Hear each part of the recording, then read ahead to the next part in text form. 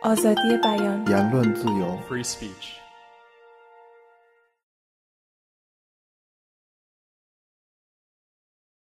What makes, there's this vast and somewhat ill-defined area called hate speech.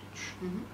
Not all hate speech is dangerous speech. So what makes hate speech dangerous speech?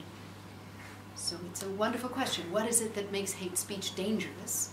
And the answer is that it depends entirely on the context. I might say something in one place that is totally innocuous, even though it's an ugly and hateful thing to say. And then somebody else who has, for some reason, got a lot of influence over an audience of people who are particularly vulnerable to that kind of speech, who are frightened, who feel themselves to be in an insecure situation, might react strongly to the speech. So I've proposed that there are 5 criteria that we can look at to determine when a particular speech is dangerous in its context in which it was made or disseminated. The first is the speaker. Some speakers, as we all know, are much more compelling, and therefore if they use intimidating, violent, inciting speech, then that speech is more dangerous when spoken by some people. So the speaker is the first. The second is the audience. Some audiences are more likely to react violently for a whole set of reasons. The content of the speech itself, of course, is important. Some speech is more dangerous than others simply because of what it says. The fourth criterion is the historical and social context. And the fifth is the mode of dissemination, which increasingly, as we think about new media and social media, the mode of dissemination itself can confer power or force on speech. If we take this distinction, dangerous speech as a subset of hate speech, then the question would be, what are the harms that still need to be combated of the hate speech that is not dangerous speech? Yeah, well, the way I look at hate speech is slightly different from Susan's. So for me, as a human rights activist at international level, my reference point is going to be the international human rights standard, and in particular Article 19 and Article 20 of the ICCPR. So I will be less concerned with hate speech, which the basic kind of hate speech which may fall under Article 19, but will be far more concerned with the speech that fall under Article 20, which is incitement. Okay, so and the definition of Article 20 is broader than the definition proposed by Susan, although it could be argued that part of the dangerous speech concept that Susan is developing is one of the subcategory of Article 20 of the ICCPR under incitement. But can I just stop you there, because Article 20 talks about incitement to hostility. To 3 things: to hatred, to discrimination, to hostility, to discrimination, and to violence. And so my reaction to that is, violence, I see it absolutely. Discrimination, I understand. Hostility is such a vague and broad term. There's a lot of very healthy hostility. I'm extremely hostile to fascists and racists. I'm hostile to a lot of things. So isn't there actually a problem in that wording? Well, looking back at the history of Article 20, it's always puzzled many observers that the integration of hostility. The way we have defined it as at Article 19 is quite narrowly, which for us hostility implies a manifested action, so it's not just a state of mind, but it implies a state of mind which is acted upon. So we see hostility as a manifestation of hatred.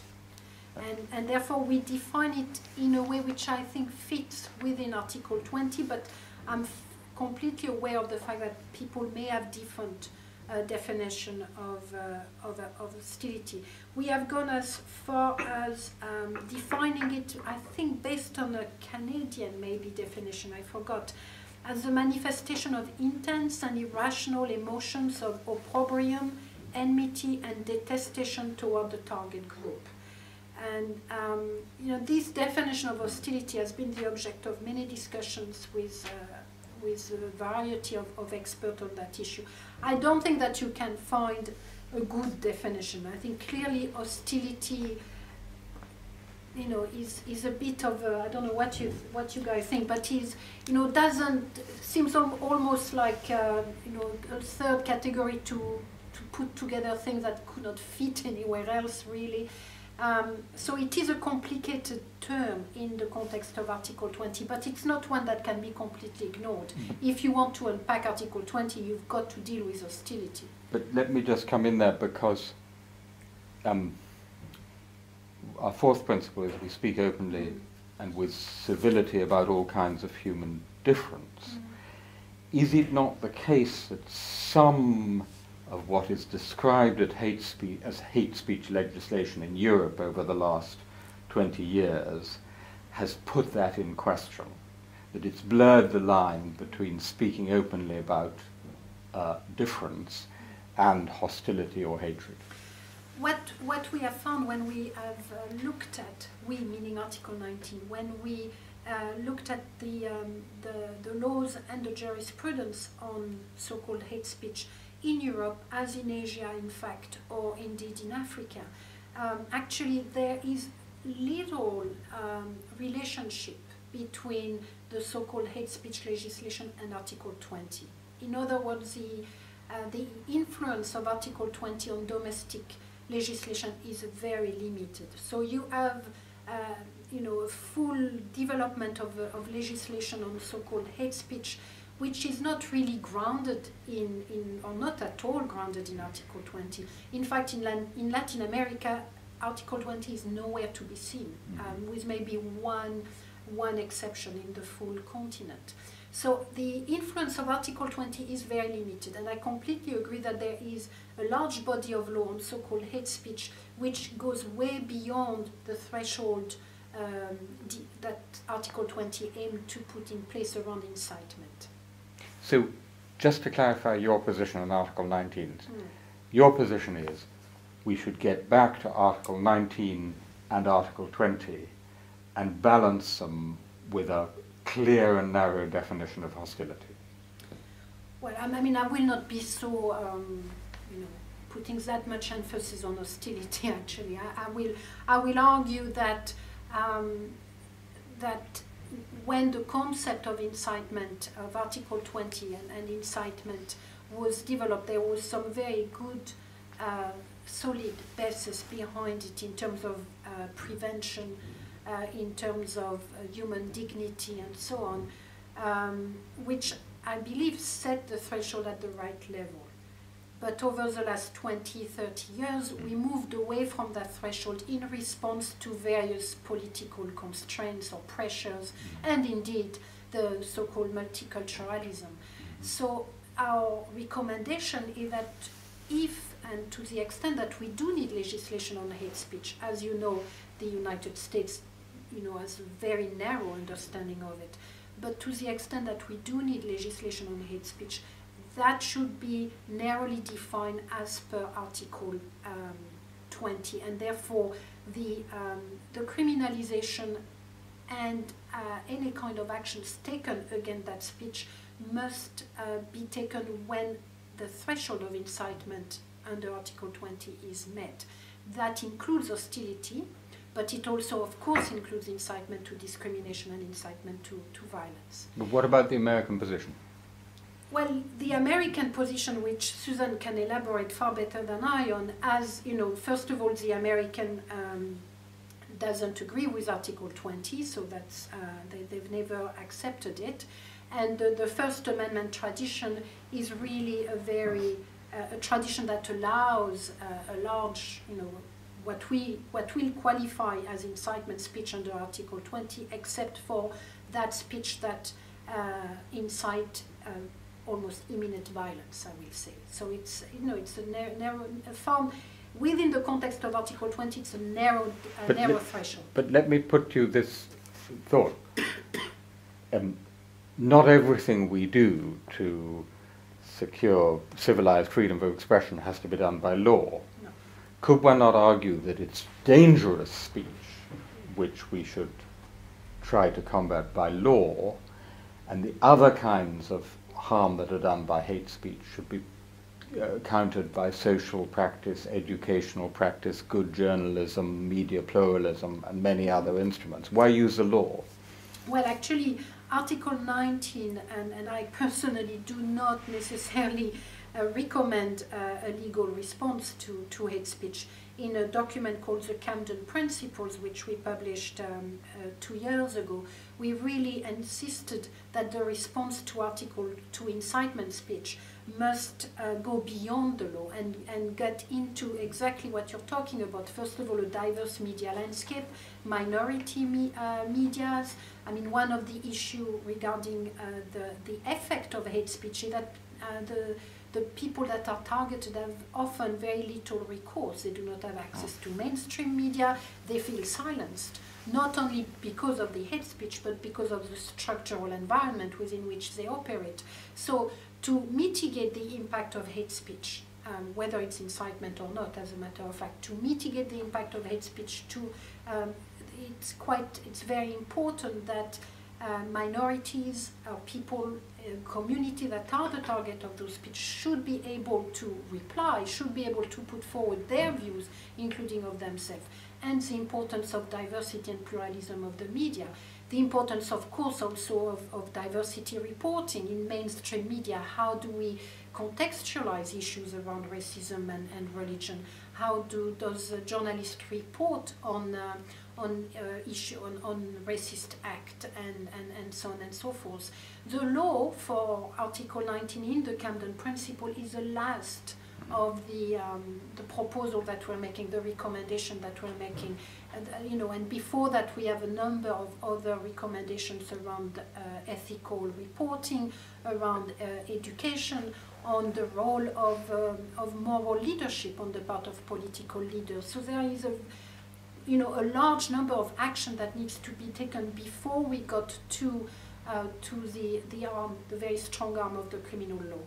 Susan, do you think some European countries have gone too far in trying to enforce civility by law? Yes, I must say I am an American-trained lawyer, but I also believe that our interpretation of the First Amendment has succeeded in many ways. At least it succeeds at vigorously protecting freedom of expression. And in living with diversity. Yes, and in living with diversity reasonably well. I can't say that it always produces a very civil public discourse in the United States, and I certainly worry about that. But the question you asked is different. It seems to me that some European countries have gone a bit far in using law to silence certain kinds of speech. It's not clear to me that that has achieved the goals of maximally protecting freedom of expression while also producing civil public discourse. Although, of course, I'm not an expert on European law or policy. Wasn't there a big, the notion of a civil public discourse was certainly very much questioned when that, where was she? The congresswoman was attacked. Yes, when Jared Loughner shot Gabrielle Giffords, yes. Representative Giffords, and killed another 9 people, I think, and wounded a great many. Was that an example of dangerous speech in the United States?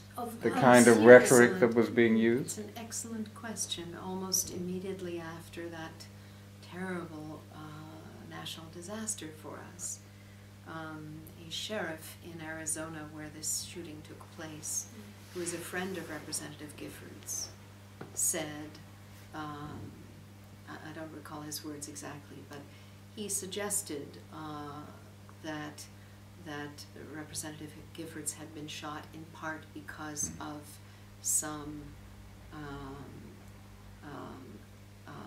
very sharp, if not also violent, discourse on the part of her political enemies. There's no question that our public discourse in the United States is now highly divisive often and often ugly. What isn't clear is whether there is really a causal link between that kind of public discourse on the one hand and this terrible, disastrous action by a very apparently mentally disturbed young man.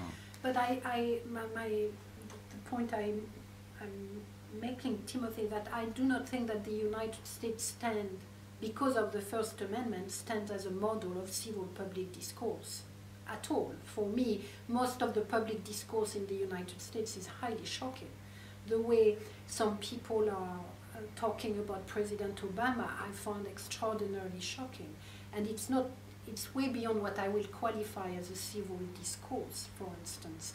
So I don't think that I think there is a lot of good coming out of the First Amendment, but I certainly do not think that the First Amendment has anything to do with a so-called civil public discourse, because I don't think it is there in the current political context of the United States, if it has ever been there. I would agree that our First Amendment jurisprudence does not provide us with civility in public discourse in the United States, but that is also not its objective. No, it's not its objective, no. Exactly. I mean, but neither does the First Amendment in the United States, nor do hate speech laws in some European countries guarantee that civility. That civility is to be found in other causes, or not to be found for other reasons, right? Yes, I mean, I can't think of a country in Europe or the United States where we can count on civility in public discourse, unfortunately. Nazila, do you want to comment? I just wanted to point out that the fourth point seems to be narrower, that it's civility regarding human difference rather than civility in all public discourse. Yes, although the way you talk about President Obama often gets to a question of kinds of human difference, doesn't it? Yes, of course. I don't know whether here in the fourth principle you're talking about any difference between human beings. Well, of course, we or have group so many differences, or whether characteristics. you're talking about, yes, differences between groups of people. I mean, I think that's a question to be explored, but it's certainly meant to embrace racial, religious, political differences in sexual orientation and so forth. So it's a fairly broad. For example, our First Amendment, like many laws protecting freedom of expression, is designed to protect political speech. And political speech, going back hundreds, if not thousands of years, has often been quite sharp and angry and not civil. I'm not sure that political speech needs to be civil, personally, but perhaps that's because I come from a country where it often isn't. Although in a given and understood context within certain limits. I mean, a good example would be Prime Minister's Question Time in the British Parliament, which in some ways is anything but civil, but is in an extremely raucous, but it's extremely well-defined context. And to some sense, people know that it's political theatre. It's about articulating differences in an extreme way with hyperbole. Yes, so should that be restricted? Absolutely not. Absolutely. But as you know, the British Parliament has special privileges, free speech privileges, that go back to the Bill of Rights after the Glorious Revolution. Yes, but if the speech is so raucous and angry and boisterous and messy, why shouldn't it be restricted to make it more civil, if civility is one of your goals? But different kinds of human difference rely upon openness of speech in different ways. We require openness and it says we speak openly and with civility. We require openness in the field of religion or belief so that people are maintaining or arriving at their religion or belief with vigorous debate and with knowledge and with exchange, and they're able to interpret and apply their religion or belief in their daily life, in their community, and realize it. But we don't require that same openness to discover our race. We may want to identify with our racial group or not identify, or be accepted by our racial community or not. Or we may have multiple racial communities that we belong to, or linguistic communities that we belong to. So the reliance on free speech for different kinds of human difference is different. It plays out differently.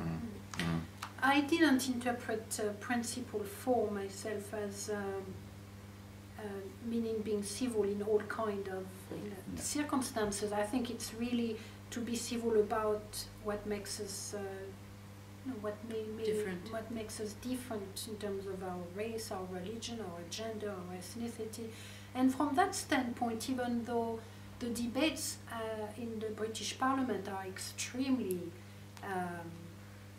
ferocious sometimes, I do find that they have a degree of civility which I don't think is found in all political cultures. So no one is going to attack somebody, or at least not in the time I have been listening to it, because they are short or belong to minorities directly or indirectly. I think there is an agreed threshold, I think, within that context. That's absolutely right. The worst that happens is that David Cameron says to a woman MP, "Calm down, dear."